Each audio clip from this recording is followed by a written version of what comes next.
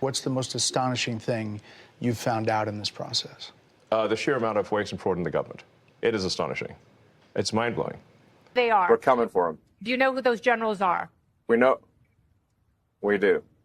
Yes. And hopefully the prosecution will be for RICO and an organized criminal enterprise, which makes the penalties even more serious. Yo, yo, yo, yo, yo. How y'all doing, my fellow Americans? It's your favorite part of your boy, OG Big Meaty, with another episode of Uncommon Nonsense. Yo, check this out, y'all. On today's episode, we're going to go over the interview that Elon and the DOGE team did on Fox News explaining the waste, the fraud, and the inefficiency within our government and what we're doing and how this is going to help America. And then we're going to dive into the attacks, the professional protesters, these professional protests that's been levied against Donald Trump and Elon Musk in these last 3 months, because we can't understand why everybody's getting hurt by the help. So all that and more in today's episode of Uncommon Nonsense. Let's go, y'all.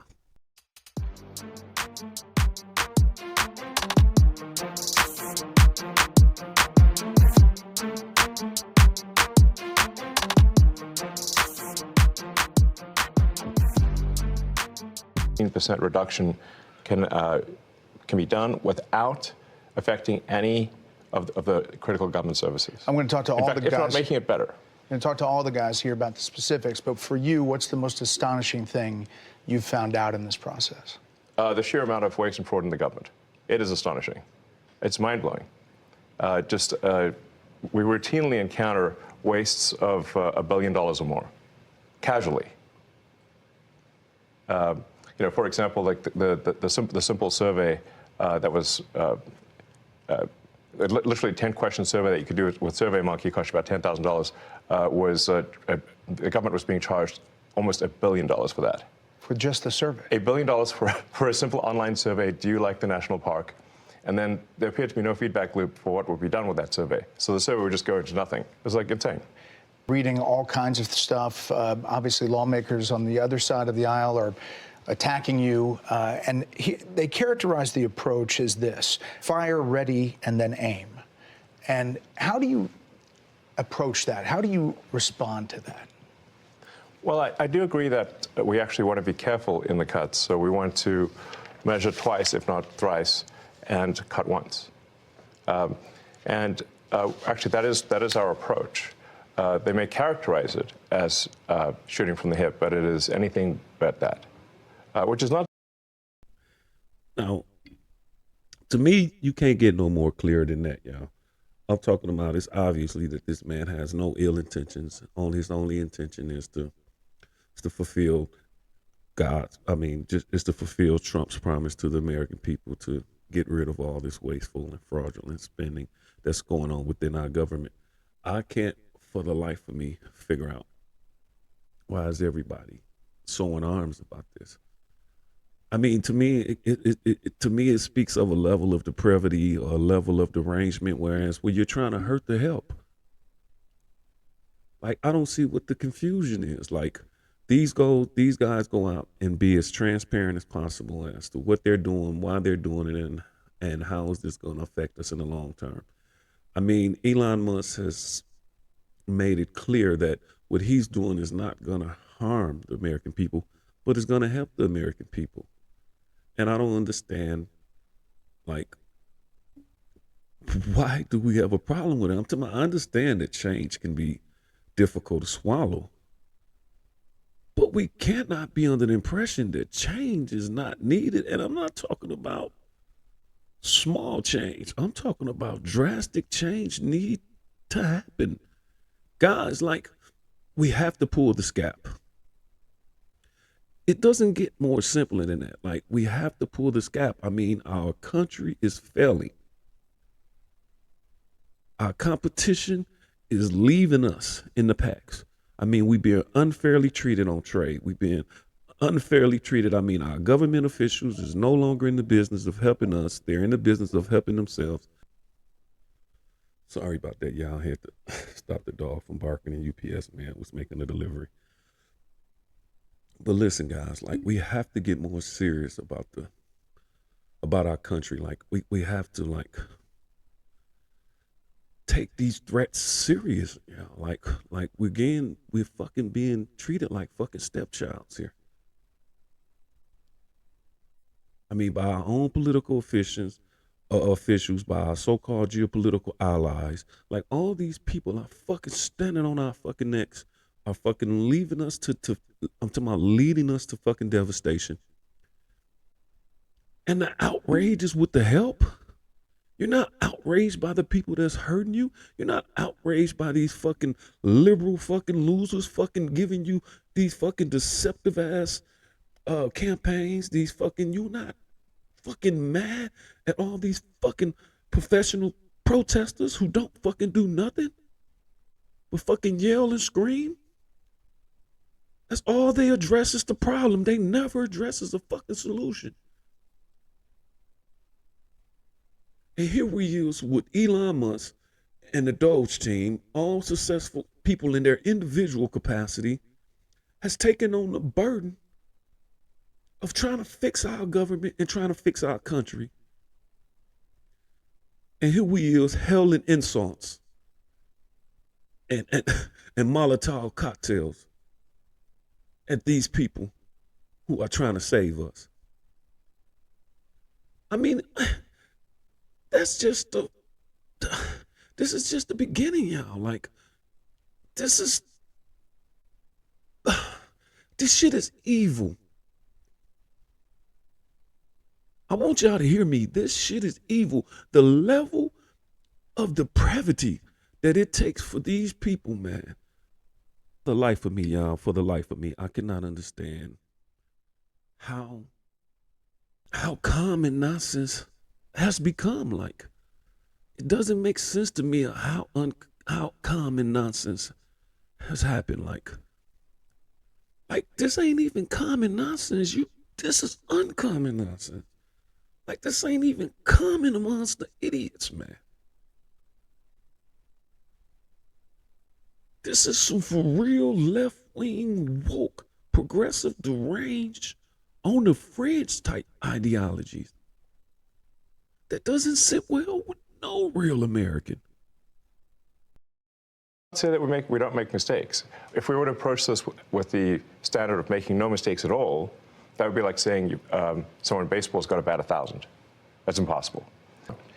Some people say this shouldn't take a rocket scientist. Steve Davis, you are a rocket scientist. Used to be. Yeah, I know. And now essentially you're the chief operating officer of DOGE, day-to-day operations. Fair to say? Yeah, part of the DOGE team. So how did you end up here? What's the biggest challenge you see? The reason I'm here, which is probably for many, is that I think the goal is incredibly inspiring. I think most of the taxpayers in the country would agree that in order to have the country going bankrupt would be a very bad thing, and therefore the country going not bankrupt is a good thing. That all of us are willing to kind of put our lives on hold in order to do. I think the thing that's special right now is we actually believe there's a chance to succeed. That there's an administration that's supportive and a great cabinet and just a great group that will actually make success a possible outcome. And I think that's, given the inspiring mission and given the non-zero chance of success, it was worth doing. I'd just like to sort of re-emphasize that point. The success of DOGE is only possible with President Trump and with the outstanding cabinet that he selected. It would be impossible without the support of the president and the cabinet. But you're finding the money. I mean, it's big numbers, right? Yeah, like Elon said, the minimum impulse bid is often $1 billion. So, for example, the $830 million, which was the online survey, that's an enormous amount of money. That wouldn't have been found if the DOGE team wasn't working with it, in that case, the Department of Interior. But then taking it one step further, DOGE then publishes these things on our website for maximum transparency. So now the general public, it would have been impossible for the general public to have seen that. Now anyone can just log into doge.gov anytime and see these payments. As they're not yet in real time, they're close, but they'll probably be in real time within the next few weeks. Now, guys, for the life of me, I can't understand, like, what is not sensible about what was just said by the CEO of DOGE. Like, they're encountering over $1 billion. I'm talking about almost every of wasteful and fraudulent spending, y'all. That's the depths of the deceit from our political officials. That's the depth of the inadequacy and the inefficiency of this bureaucratic government that we have gained dominion over us.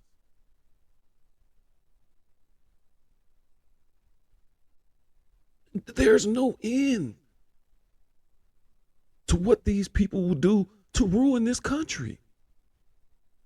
I mean, that appears obvious as fuck. Like, there's no end to what they'll do to destroy this country. It's like, it's evil. It's pure evil. And that's just the waste and the fraud. You also have a huge capacity for inefficiencies in the government. And Elon Musk and his team is tackling those too. These people are not incentivized at all. All these people are successful multimillionaires and multi-billionaires in their own individual capacity. They are not incentivized to be sitting there. If anything, the leverage is for them not to help, because obviously the current system has benefited them, and yet they still have enough common sense and enough empathy for the whole of this country to know that the status quo cannot continue to function. Like, it's the most obvious thing in the world, but yet it's the most uncommon, nonsensical shit that you hear every fucking day. Every fucking day. I want you guys to see just the even level of inefficiencies like that exist in this government. Like check this out. Oganasi, DOGE engineer. You go into these places, one of the more than a dozen engineers, first people to go into the agencies and view the computer data sets. Tell me what you're finding, and for people who don't understand how that process works, explain it for them.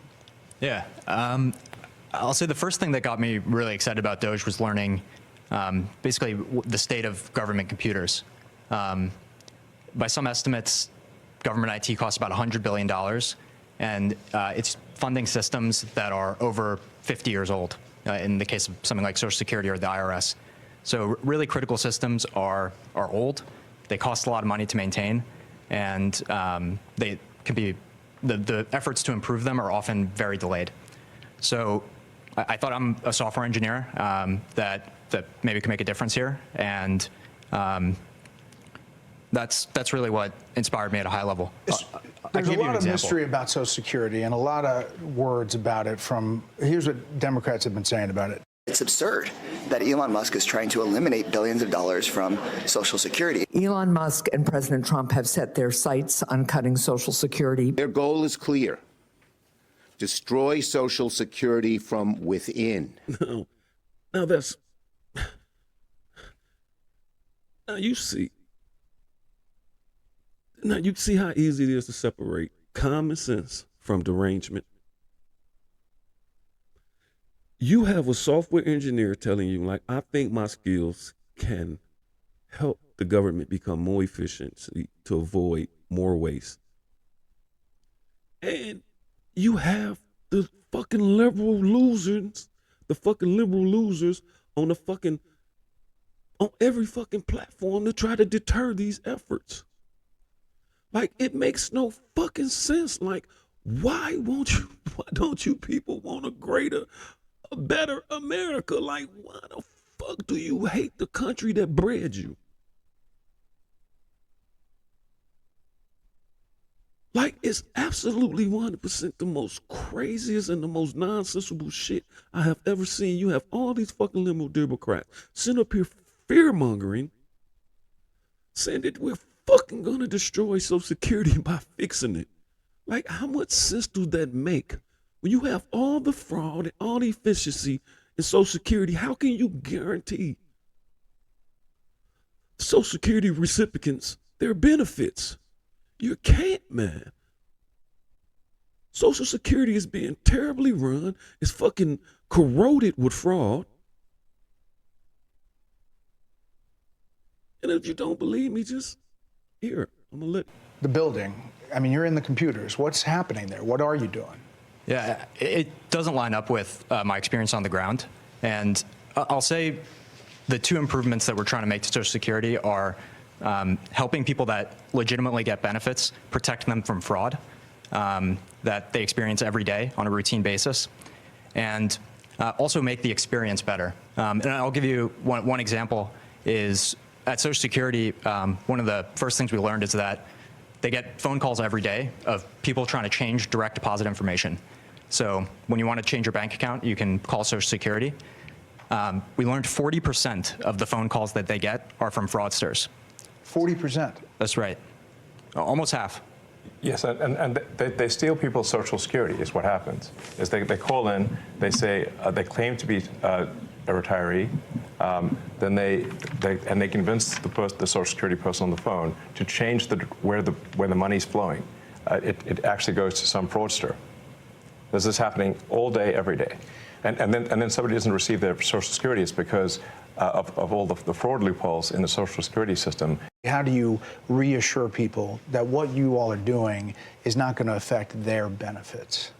No, in fact, what we're doing will help their benefits. Legitimate people, as a result of the work of DOGE, will receive more Social Security, not less. I want to emphasize that. As a result of the work of DOGE, legitimate recipients of Social Security will receive more money, not less money. All right. I want to emphasize that. As a result of what DOGE is doing, Social Security beneficiaries will receive more benefits than less because they're saving the Social Security system. They're making it more efficient. They're getting rid of fraud. They're getting rid of waste to make the system sovereign. And to even, there's enough wasteful and fraudulent that's been found that now you can start discussing giving people more benefits because you're eliminating the fraud and the waste. You got these super scammers out here. And come on, y'all, we from the block. We know these scammers out here. We got these super scammers out here. I mean, just look at the inefficiency. Just look how susceptible it is to fraud. Like, you can make a phone call and change your banking information. All you need probably is a Social Security number. And you can change the banking information. So now you have millions of people that's over the age of 120 years old receiving Social Security benefits. Clearly, that person is unalive. So you have these super scammers who's going into these government agencies and committing fraud on a massive scale, y'all. I want you guys to understand that this is happening on a massive scale. Like, this is not a couple of $1 million because Take NIH as an example. Today, if you're an NIH researcher and you get a $100 grant at your university, today you get to spend 60 of that and your university spends 40 of that. The policy that we're proposing to make is that you get to spend 85 of that and your university spends 15. So that's more money going directly to the scientists who are discovering new cures. Another example at NIH is today they have 27 different centers. They got created over time by Congress, and they're typically by disease state or body system. There's 700 different IT systems today at NIH. 700 different IT systems. IT software systems. They can't speak to each other. And so they don't talk to one another. They have 27 different CIOs. And so when you think about making great medical discoveries, you have to connect the data. Time out. You said 27 different chief information officers? Correct. Like, look at the inefficiency, y'all. And these are agencies that are meant to protect the American people. And they're harming the American people. You have the NIH, the National Institute for Health. The National Institute, you have the NIH sitting back, responsible for the research of infectious disease and virus, you know, the whole COVID thing. You have this institution that has scientists who fund scientists and institutions to look for cures and to detect possible viral threats and things of this nature. You have these people are not even communicating because of the inefficiency. You have over 27 CIOs, chief technical officers. There's no communication. There's no scientific progress. This is why America is getting sicker and worse. Because these agencies and these people that we are picking to protect us are only harming us, while at the same time lining their pockets. Like, come on, America. Come on, man. Let's do better, man. I'm talking about, let's get off the wrong side of all these fucking very important issues. Like, let's get back on the right side of right. Comfortable with being on the wrong side, on the right side of wrong. Let's get back on the right side of right, y'all. We can do it. And what makes this even more sickening, y'all, is the fact that here you have individual successful people, true patriots, people who are truly committed to helping this country become great again. And you have these deranged Democratic losers, these professional protesters, walking around, vandalizing, firebombing, and sending out death threats to the very people who are trying to help them. Like, somebody make that make sense to me. Please, man. Somebody make that make sense to me. So you're going to hurt the person that's helping you. That's your sense of change. But listen, I don't know what y'all thought, but Elon ain't with that shit. Elon and Pam, y'all got, man, listen, man, y'all got this administration effed up. If y'all think that somebody's going to sit around and let you guys just go after people, properties, you people are hurting fellow Americans and don't see anything wrong with that. You're harming private property. You're vandalizing private property. You people are crazy, man. And all for the what? I would like to know, like, what's the purpose? Like a year ago, you liberals was Tesla crazy. This was a whole part of y'all Green Deal. Now all of a sudden y'all Elon Musk haters. Y'all used to love Elon Musk. Now y'all Musk haters. Get the fuck out of here, man, with this Democratic arrangement, man. It's ridiculous.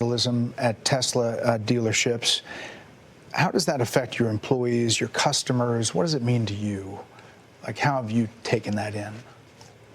Well, I think a great wrong is being done to the people of Tesla and to our customers.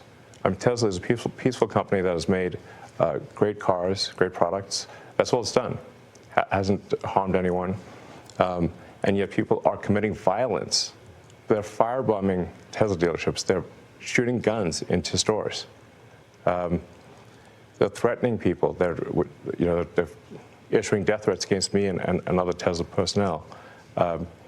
What are they doing this for? Why? And what's happening, it seems to me, is they're being fed propaganda by the far left. And they believe it. It's really unfortunate. But the real problem is not the people. It's not like the crazy guy that firebombs a Tesla dealership. It's the people pushing the propaganda that caused that guy to do it. Those are the real villains here. And we're going to go after them.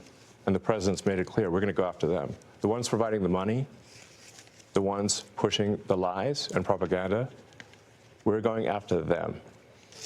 Yeah, I mean... Personally, it's got to take a toll. It does. Yeah. It does. I think there's some real evil out there, and we have to overcome it. I mean, come on, y'all. Like it's so obvious that these things is being organized and funded by these anti-American hating billionaire Jews like George Soros. Like why are y'all funding these violent protests? Obviously, why is the level of vitriol? Why is there this level of vitriol pointed towards Elon Musk and DOGE? Like, that's the question. Like, it has to be an organized effort. And if it's an organized effort, who's doing the organizing? And if you're the person that's doing the organizing, why are you organizing these protests? Do you have something to fear? Do you think that you could possibly be discovered when we're looking into fraud, when we're looking into waste, when we're looking into all these GNOs? Could the threat of exposure be the reason why you guys are organizing these violent protests against Musk and the DOGE team? I'm willing to bet that that's the truth. Only time someone screams loud is usually when they're wrong.